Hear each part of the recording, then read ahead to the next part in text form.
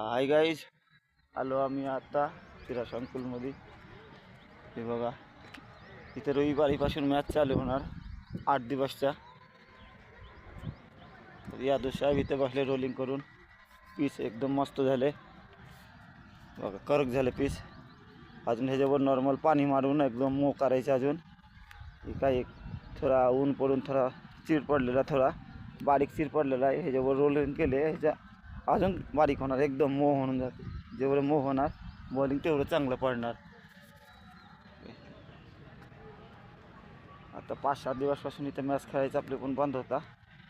आता रविवारी direct match चालू होणार, तेव्हापासून बघायला भेटणार, खेळायला भेटणार आम्हाला. साहेब सकाळी खूप लवकर सकाळी येऊन मेहनत केलं, तेवढं चांगले काम पिसाचा खूप चांगलेच केले म्हणायचे.